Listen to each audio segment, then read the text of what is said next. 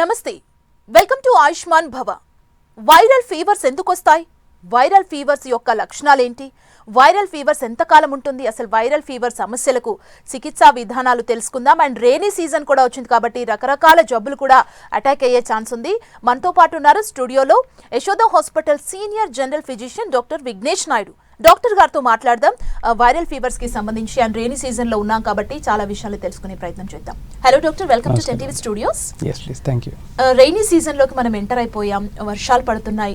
ఇప్పుడు ఫీవర్స్ ఎక్కువగా వస్తున్నాయి. ఎక్కడ చూసినా కానీ హాస్పిటల్స్ లో జనాలు ఎక్కువగా కనిపిస్తున్న పరిస్థితి ఉంది. అసలు ఈ వైరల్ ఫీవర్స్ అటాక్ అవ్వడానికి రీజన్ ఏంటి డాక్టర్? వాతావరణం మారడం వల్ల అండ్ వర్షాలు కొంచెం ఎక్కువగా అవ్వడం వల్ల గాలిలో సోకే కొన్ని జబ్బులు కానీ వాటర్ కంటామినేషన్ వల్ల వచ్చే జబ్బులు ఎక్కువగా అవుతాయి. నీళ్ళు ఎక్కువగా ఆగడం వల్ల ఒక జాగాలో కుండల్లో కానివ్వండి, తొట్టుల్లో వీటిలో కానివ్వండి, లేదా పాండ్స్లో దోమలు కూడా ఎక్కువగా అవుతాయి. సో దోమల నుంచి పరవే జబ్బులు కూడా వైరల్ ఫీవర్స్ కింద కొన్ని ఉన్నాయి. అవి ఒకటేసారి మన సిస్టమ్ పైన ఎక్కువగా లోడ్ పెట్టేసరికి మనకి ప్రాబ్లమ్స్ అనేది సడన్గా ఎక్కువగా అవుతుంది. సాధారణంగా పిల్లల్లో కానివ్వండి, లేదా already existing conditions like diabetes కానీ, హార్ట్ డిసీజెస్ ఉన్న వాళ్ళల్లో, పెద్దవాళ్ళల్లో, ఇమ్యూనోసప్రెసెంట్స్ అంటే వాతం ఉన్న వాళ్ళలో, ఇట్లాంటి మెడిసిన్స్ వాడే వాళ్ళల్లో ఈ ఇన్ఫెక్షన్ ఈజీగా సోకడం కానీ లేదా తీవ్రత ఆఫ్ ద ఇన్ఫెక్షన్ ఎక్కువ అవడం కానీ జరుగుతుంది. సో అంత బాధితపడ్డ వాళ్ళు సాధారణంగా హాస్పిటల్స్లోకి ఎక్కువగా వస్తారు. వైరల్ ఫీవర్ మనకి అటాక్ అయింది అని మన బాడీ మనకి ఏమైనా సిగ్నల్స్ ఇస్తుందా? లక్షణాలని మనం ముందుగానే గుర్తిస్తే కొంచెం వ్యాధి తగ్గించుకునే అవకాశం ఉంటుంది కాబట్టి లక్షణాలు ఎలా ఉంటాయి? ఎస్ అండి. సో సాధారణంగా వైరల్ ఫీవర్ అంటూ వేరే బ్యాక్టీరియల్ ఇన్ఫెక్షన్స్కి పోల్చుకుంటే మన డాక్టర్ ఎగ్జామిన్ చేసినప్పుడు ఈ ఫలానా భాగంలో ఇన్ఫెక్షన్ ఉంది అని కనుక్కోవడం అంత ఈజీగా ఉండదు. మీకు వేరే ఇన్ఫెక్షన్స్ ఏది ఉన్నా, సపోజ్ థ్రోట్ ఇన్ఫెక్షన్ అనుకోండి, ఎగ్జామిన్ చేసినప్పుడు మీకు ఈ ఫలానా భాగంలో ఎర్రతనం వచ్చింది, స్వెల్లింగ్ వచ్చింది, అక్కడ సీము కానీ కండిషన్ కానీ ఉందని తెలుస్తుంది. బట్ వైరల్ ఫీవర్లో ఒక పిన్ పాయింట్ లోకలైజేషన్ అంటూ ఫిజికల్గా ఎగ్జామ్ చేసినప్పుడు ఉండదు. ఫీవర్స్ వచ్చినప్పుడు సాధారణంగా హై గ్రేడ్ ఫీవర్స్ రావడము, చలి పెట్టడము, ఒళ్ళు నొప్పులు కానీ తలనొప్పులు ఎక్కువగా ఉండడము, ఎక్కువగా నీరసం అంటే మన ఉన్న ఇబ్బందికి సంబంధం లేకుండా బాగా తీవ్రంగా నీరసం అనిపించడం ఉంటుంది. ఇంకా సివియర్గా ఉన్న వాళ్ళలో గిడ్డీనెస్ అంటే తల తిరగడం కానీ, నిలబడలేకపోవడం కానీ, మంచం నుంచి కూడా లేగలేని పరిస్థితి వస్తుంది. ఎస్. సో ఆ సంబంధం లేకుండా చాలా ర్యాపిడ్గా ప్రోగ్రెస్ అయ్యే సిమ్టమ్స్ ఉన్నాయి అంటే మనం సాధారణంగా ఇది ఏదైనా వైరల్ నేచర్ ఉండొచ్చు అని అనుకోవచ్చు.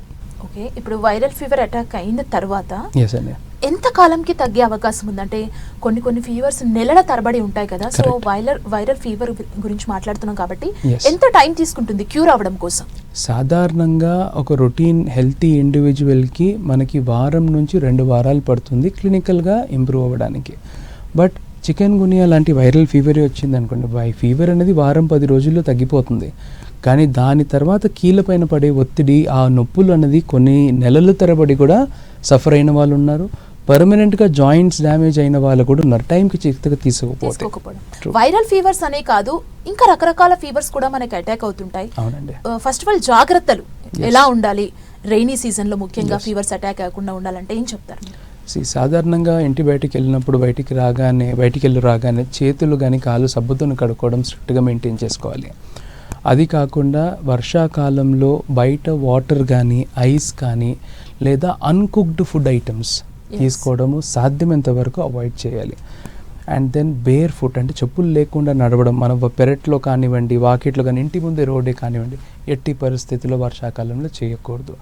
అండ్ ఎక్కడ పక్కనికి వెళ్ళి వచ్చినా ఏదొచ్చినా చేతులు కానీ కాళ్ళు కానీ కంపల్సరీగా వాష్ చేసుకోవాలి.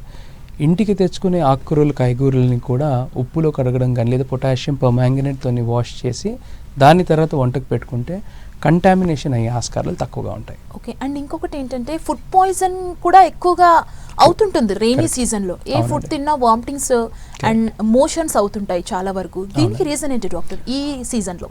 మనం చేతి శుభ్రత లేకపోవడం కానీ, వాటర్ ఇంటేక్ సరిగా లేకపోవడం, అంటే తీసుకునే నీళ్లు కంటామినేట్ అవ్వడం వల్ల కానివ్వండి, లేదా మనం తీసుకునే ఫుడ్ ఐటమ్స్. చాలామంది పచ్చి సలాడ్స్ కానివ్వండి, లేకపోతే చాట్ ఐటమ్స్ కానివ్వండి, లేదా road side food items which are not fully cooked అనమాట.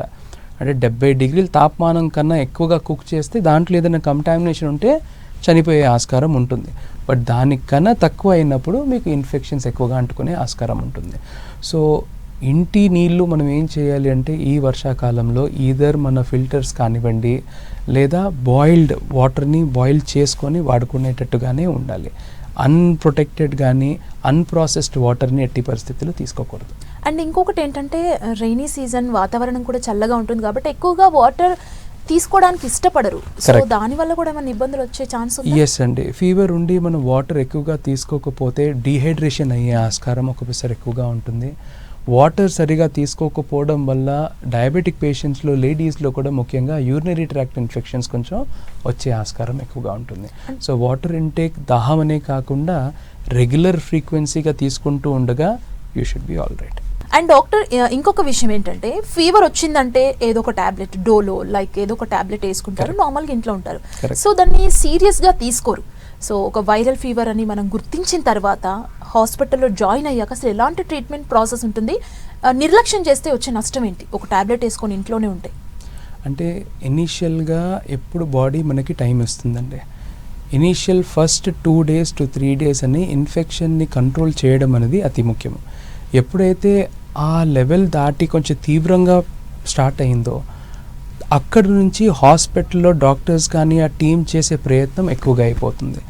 ఫర్ ఎగ్జాంపుల్ మీరు సింపుల్ వైరల్ హెమరేజిక్ ఫీవర్ తీసుకోండి లేదా డెంగ్యూ తీసుకోండి, దాన్ని ఎంత త్వరగా పసిగట్టి మేనేజ్ చేస్తే ఆ ప్లేట్లెట్స్ తగ్గిపోవడం కానివ్వండి, క్యాపిలరీ లీక్ అవ్వడం కానివ్వండి, వేరే లివర్ పైన కానీ పేగుల పైన ఒత్తిడి దానివల్ల ఉండే ఆస్కారం తగ్గుతుంది.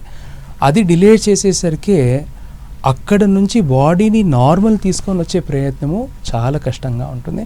అనవసరంగా హాస్పిటల్ స్టే అనేది ఎక్కువగా ఉంటుంది అని అది ఖర్చుతో కూడింది. ఎస్, ఖర్చు ఉన్నా కూడా హెల్త్ పైన వచ్చే రిస్క్ ఫ్యాక్టర్స్ చాలా ఉంటాయి. చాలామంది డెంగ్యూ అంటే ఒట్టి ప్లేట్లెట్స్ తగ్గుతాయి అనుకుంటారు, కానీ అది లివర్ పైన కానీ గుండె పైన పెట్టే ప్రభావం కానీ ఊపిరితిత్తుల్లో కూడా ఇన్ఫెక్షన్ కాజ్ చేసే సివియరిటీ ఉంటుంది. సో ఫీవర్ అన్నది క్లినికల్గా కానీ ఇంట్లో కూర్చుంటే అది ఏంటి అని తెలియడం చాలా కష్టము. బట్ మనకి ఆల్రెడీ వేరే జబ్బులు ఉన్నా, ఇంతకుముందు ఎప్పుడైనా సిక్ అయినాను, special conditions like heart patients కానీ డయాబెటిక్స్ కానీ క్యాన్సర్ నుంచి రికవర్ అయిన వాళ్ళు కానీ వాతం కోసం వాడే మెడిసిన్స్ వాళ్ళు మాత్రం టైం వేస్ట్ చేయకూడదు. ఇంట్లో వేసుకున్నారో పారాసిటమాల్ డోలో సరే, కానీ అదే రోజు కానీ you should go back to the doctor immediately. Family physicians అందరికి ఉంటారు, వాళ్ళకి ఐడెంటిఫై చేయడంలో ఈజీగా ఉంటుంది. ఐడెంటిఫై చేసి స్పెషలైజ్డ్ ట్రీట్మెంట్ కావాల్సినప్పుడు you can approach any speciality. And ఇంకొక డౌట్ ఏంటంటే డాక్టర్, శ్వాసకోశ వైరల్ ఫీవర్ అని కూడా నేను విన్నాను. అవునండి. అసలు ఏంటి ఇది చాలా మందికి ఐడియా ఉండదు. అంటే గాలితో సోకే వైరల్ ఇన్ఫెక్షన్స్. ఇప్పుడు ఫర్ ఎగ్జాంపుల్ రీసెంట్గా కోవిడ్ ఉండింది, అది కూడా గాలితోనే సోకింది. ఓకే. బట్ ఈ పలానా సీజన్లో ఫ్లూ అన్న కండిషన్ ఎక్కువగా ఉంటుంది. ఇన్ఫ్లుయెన్జాస్ ఆర్ కామన్. కొన్ని వేరే వైరల్ రెస్పిరేటరీ ఇన్ఫెక్షన్స్ ఉంటాయి మనకి. ట్రావెల్ చేసి వచ్చిన వాళ్ళు బయట దేశాల నుంచి కూడా కొన్ని వైరల్ ఇన్ఫెక్షన్స్ తీసుకొని వస్తారు. సో అలాంటి ఇన్ఫెక్షన్స్ ఎప్పుడైతే కొంచెం తీవ్రంగా అయ్యి ఊపిరితిత్తుల పైన బాగా ఒత్తిడి పెట్టి ఊపిరితిత్తుల ఫంక్షన్ని తగ్గిస్తుందో అప్పుడు దట్ బికమ్స్ ఎమర్జెన్సీ అనే సిచ్యువేషన్ అనుకోవచ్చు. మనకి ఎలా తెలుస్తుందంటే శ్వాస తీసుకోవడంలో కొంచెం ఇబ్బందిగా అనిపించడము, ఛాతి బరువుగా ఉన్నట్టుగా అనిపించడము, నొస్స వచ్చినట్టుగా అనిపించడము, రెగ్యులర్గా చేసే పనులు కూడా ఎక్కువగా టయర్డ్ అయిపోయి బ్రెత్లెస్ అవ్వడము. They earliest indications. Pulse oximeter ఇంచుమించు వాళ్ళ అందరి దగ్గర ఉంటుంది.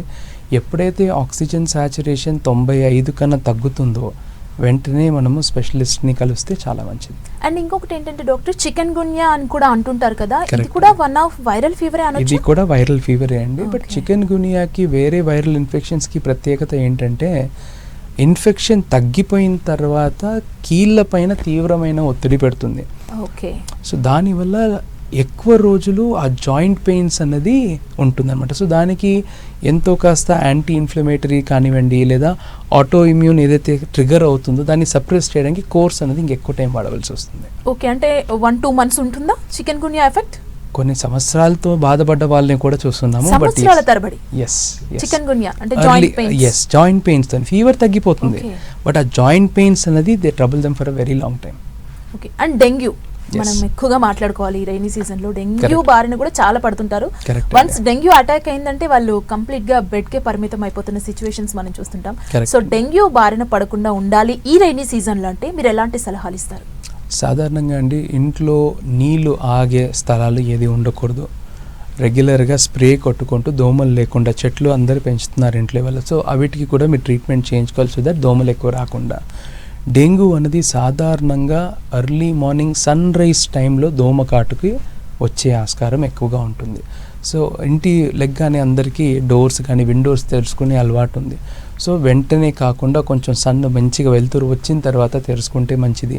దోమతెరలు కానీ, లిక్విడేటర్స్ కానివ్వండి, కాయిల్స్ కానీ, లేదా యాంటీ మస్కిటో క్రీమ్స్ కానివ్వండి అప్లై చేసుకున్నట్టుగానైతే దోమ కాటు నుంచి మనం కొంచెం సేఫ్గా ఉండొచ్చు.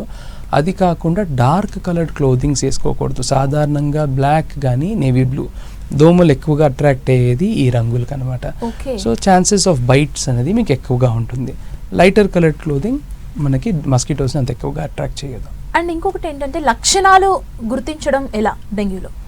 డెంగ్యూ ఎనీ అదర్ వైరల్ ఫీవర్గానే ఉంటుందండి. బట్ ఎక్స్ట్రీమ్ బాగా ఎక్కువగా వీక్ అనిపించడము, తల తిరిగేయడము. కొంతమంది పేషెంట్స్ మాకు ఎలా కూడా చెప్తారంటే మంచం లెక్సి కూర్చోడానికి కూడా ఓపిక లేదు, 2వ రోజు 3వ రోజుకి ఫీవర్కి అంటారనమాట. సో అంత ఎగ్జాజరేటెడ్గా వీక్నెస్ ఉన్నప్పుడు, తల తిరిగినట్టుగా గిడ్డీనెస్ ఉన్నప్పుడు మాత్రం టైం వేస్ట్ చేయకూడదు, వెంటనే యూ షుడ్ కమ్. చాలామందికి కంటి గుడ్డు ఎంకాల నొప్పి కానీ తలనొప్పి రావడం కూడా ఉంటుంది. జాయింట్ పెయిన్స్ కానీ బాడీ పెయిన్స్ అని కూడా కంప్లైంట్ చేస్తారు. కొంతమందికి హస్తాలు కానీ పాదాలు దురదలు ఇచ్చింగ్ అన్నది ఎక్కువగా కూడా అవుతుంది డెంగ్యూలో. కొంచెం ఇంకా సివియర్ అయినప్పుడు ర్యాషెస్ కూడా కనిపిస్తాయి. అంటే అప్పటికెల్లా క్యాపిలరీ లీక్ అని ప్లేట్లెట్స్ పడ్డాయి కానీ పడిపోతాయి ర్యాపిడ్ కానీ అర్థం చేసుకోవచ్చు. వెరీ రేర్గా పొట్ట అప్సెట్ అవ్వడము, తీవ్రమైన స్టమక్ డిస్టర్బెన్స్, వికారం కానీ వాంతికి వచ్చినట్టు కానీ వాంతులు జరగడము, విరోచనాలు కూడా కొన్నిసార్లు డెంగ్యూ ఫీవర్ పార్ట్ లక్షణాల్లో కూడా వస్తాయి. అండ్ ఇంకొక ఇంపార్టెంట్ ఏంటంటే కిడ్స్, స్కూల్ గోయింగ్ కిడ్స్ ఇప్పుడు వర్షంలో తడుస్తూ వస్తుంటారు, వెళ్ళేటప్పుడు తడుస్తూ వెళ్తుంటారు. సో వాళ్ళకి ఎక్కువగా అటాక్ అయ్యే ఛాన్స్ ఉంటుంది కాబట్టి మీరు పేరెంట్స్కి ఎలాంటి సూచనలు ఇస్తారు? సాధారణంగా డెంగ్యూ అనేది వర్షంలో తడడం వల్ల రాదు, కానీ స్కూల్స్లో కానివ్వండి, బస్లో కానివ్వండి, వాళ్ళు యాంటీ మస్కిటో ప్రివెన్షన్స్ కానీ ప్రికాషన్స్ తీసుకోకపోతే పిల్లల్ని కాటే ఆస్కారం. బికాస్ సాధారణంగా కాలు సాక్స్ దగ్గర బైట్స్ వాళ్ళకి ఎర్లీ మార్నింగ్స్ ఎక్కువగా అవుతాయి. సో ఫీవర్ కానీ ఏదున్నా వాళ్ళ స్కూల్స్ కానీ వాళ్ళ ట్రాన్స్పోర్ట్ సిస్టమ్ వాళ్ళని యాంటీ మస్కిటో మెజర్స్ తీసుకోవడం వల్ల బెటర్గా ఉంటుంది. చిన్న ఫీవర్ ఉన్నా కూడా ఒక్కసారి వెంటనే పీడియాట్రిషియన్ కానీ ఇన్ఫెక్షన్ డిసీజ్ స్పెషలిస్ట్ కానీ ఫ్యామిలీ డాక్టర్ దగ్గరికి వెళ్ళినట్టుగా అయితే అది ఎటువంటిది అని కనుక్కుంటారు. ఎర్లీ స్టేజెస్లో దాన్ని పసికట్టేస్తే మేనేజ్మెంట్ చాలా సింపుల్గా అయిపోతుంది. డిలే చేసి కాంప్లికేషన్ వచ్చేందంటే స్టే అనేది అనవసరంగా ప్రొట్రాక్టెడ్ అవుతుంది. ఓకే. అండ్ ఇంకొకటి ఏంటంటే ఈ ఫీవర్స్లో వైరల్ ఫీవర్స్ కావచ్చు, డెంగ్యూకి సంబంధించిన ఫీవర్, చికెన్ గున్యా ఇలాంటి ఫీవర్స్ అటాక్ అయినప్పుడు మనకు సాచురేషన్ లెవెల్స్ తగ్గుతాయి అని అంటుంటారు. అందులో నిజం ఉందా? ఒకవేళ తగ్గితే ఎందుకు తగ్గుతుంది? రీజన్ అంటే రెండోదండి. ఒకటి సింపుల్గా ఆలోచించాలంటే ఫీవర్ బాగా వచ్చి చలి పెట్టినప్పుడు ఆ హాట్ ఫేజ్ అయిపోయిన తర్వాత బాగా తాపమానం పెరిగిన తర్వాత చెమట కారడం అనేది ఉంటుంది చిల్స్లో. అలాంటి టైంలో చేతులు కానీ కాళ్ళల్లో రక్తనరాలు బిగించుకుంటాయి. అలా వచ్చినప్పుడు బై డిఫాల్ట్ మీకు ఫాల్స్గా తక్కువ సాచురేషన్ చూపిస్తుంది. అంటే వాస్తవంగా ఉండదు, పేషెంట్కి ఆయాసం అంటూ ఉండదు, కానీ ఇది చూస్తే సాచురేషన్ తక్కువగా చూపిస్తుంది. అలాంటిది ఉన్నప్పుడు చేతుల్ని బాగా రుద్దుకొని వెచ్చగా వేడిగా చేసుకొని మళ్ళీ ఒక 2 నిమిషాలు చూసుకుంటే నార్మల్ వాల్యూస్ ఉన్నాయంటే కంగారు పడే అవసరం లేదు. బట్ ఈ వైరస్ ఇన్ఫెక్షన్లు ఉన్నప్పుడు సాధారణంగా ఏమవుతుంది, క్రిముల్ని పోరాడే శక్తిని సప్రెస్ చేస్తుంది, అంటే ఇమ్యూనిటీ తగ్గుతుంది. ఇమ్యూనిటీ తగ్గినప్పుడు సెకండరీ ఇన్ఫెక్షన్స్ లేదా మన శరీరంలోనే క్రిములే ఇన్ఫెక్షన్కి దారి తీస్తుంది. సో ఎప్పుడైతే ఊపిరితిత్తుల్లో నిమ్ము లాంటి లక్షణాలు, నిమోనియా కానీ నిమోనైటిస్ లాంటి లక్షణాలు వస్తాయో అప్పుడు మనకి మీరు చెప్పిన మాదిరిగా ఆక్సిజన్ సాచురేషన్ తగ్గిపోవడము, ఆక్సిజన్ సపోర్ట్ కానీ లేదా నాన్ ఇన్వేసివ్ కానీ ఇన్వేసివ్ వెంటిలేటరీ సపోర్ట్ పైన వెళ్ళడం కూడా ఉంటుంది. అంటే వెదర్ కూల్గా ఉంటుంది, రెయిన్ పడుతుంది కాబట్టి నిమోనియా అటాక్ అయ్యే ఛాన్సెస్ కూడా ఉండొచ్చు ఖచ్చితంగా అండి. ఎస్ అండి, ఖచ్చితంగా. బికాజ్ మీకు లెప్టోస్పైరోసిస్ అనే ఇన్ఫెక్షన్ కానివ్వండి, ఇన్ఫ్లుయెన్జా అనే ఇన్ఫెక్షన్ కానివ్వండి, ట్రావెల్ చేసిన వాళ్ళకి మర్స్ కానీ సర్స్ లాంటి ఇన్ఫెక్షన్స్ కానివ్వండి, ఇవి మాత్రము మీ ఊపిరితిత్తులపైన తీవ్రమైన ఒత్తిడి పెడుతుంది. ఓకే. అండ్ ఇంకొకటి ఏంటంటే యాంటీబయాటిక్స్ యూస్ చేస్తుంటారు మనం. కరెక్ట్. ఈవెన్ డాక్టర్ దగ్గరికి వెళ్ళినా డాక్టర్ ఈ కోర్స్ యూస్ చేయండి 10 days 1 week అని చెప్తుంటారు. యాంటీబయాటిక్స్ ఏ స్టేజ్ లో యూస్ చేస్తారు ఒక ఫీవర్ కి? ఎనీ ఫీవర్ అంటే సాధారణంగా ఫీవర్ వచ్చిన వెంటనే లోకలైజింగ్ సైన్ అంటే పరీక్ష చేసినప్పుడు డాక్టర్ మేము లంగ్స్ కానివ్వండి, అబ్డమెన్ కానివ్వండి, ఏదైనా లోకలైజింగ్ సైన్ ఉంది అంటే పలానా పొట్ట దగ్గర ఇబ్బంది ఉంది లేదా చెస్ట్ ఆస్కల్టేట్ చేసినప్పుడు శబ్దాలు అబ్నార్మల్గా వినిపిస్తున్నాయి అంటే ఆ పలానా భాగంలో ఎటువంటి ఇన్ఫెక్షన్ ఉందో గుర్తుపట్టి దానికి సాధారణంగా పనికొచ్చే బ్రాడ్ స్పెక్ట్రమ్ యాంటీబయాటిక్స్ ఏదైనా పెడతారు. బట్ అది వైరల్ లాగా ఉంది అంటే ఓన్లీ సిమ్టమాటిక్ ట్రీట్మెంట్, అంటే హెడ్ ఏక్ కానీ బాడీ పెయిన్స్ కానీ ఫీవర్కి మాత్రమే సపోర్టివ్ థెరపీ, ఎక్కువగా హైడ్రేషన్ పైన ఫోకస్ చేస్తాం. బట్ అది కాకుండాను క్లినికల్గా ఎగ్జామినేషన్ కాకుండా పరీక్షలు కూడా చేసినప్పుడు వైరల్ ప్యాటర్న్ అనేది ఆ బ్లడ్ టెస్ట్లో మనకి క్లియర్గా తెలుస్తుంది. అది సిరాలజీ కానివ్వండి, మీ సింపుల్ కంప్లీట్ బ్లడ్ పిక్చర్లో కానివ్వండి.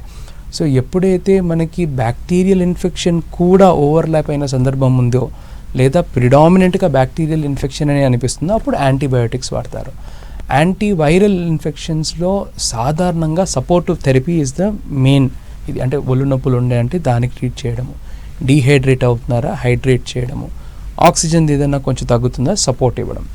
బట్ ఎప్పుడైతే తీవ్రమైన ఇన్ఫెక్షన్స్ ఉంటాయో, ఫ్లూ కానివ్వండి, H1N1 కానివ్వండి, అలాంటి కండిషన్స్లో మాత్రము ఖచ్చితంగా యాంటీవైరల్ ఇంజెక్షన్స్ వాడవలసి వస్తుంది. ఓకే, అంటే ఫీవర్స్లో స్మెల్ కోల్పోతాము ఫీవర్ అటాక్ అయినప్పుడు అంటుంటారు. కరెక్ట్. టేస్ట్ కూడా ఉండదు ఫుడ్ అని చెప్తుంటారు. కరెక్ట్. అసలు రీజన్ ఏంటి డాక్టర్? అంటే అది వైరస్ని మన శరీరం ఒక ఫారెన్ పార్టికల్గా కానీ ఇది గుర్తిస్తుంది.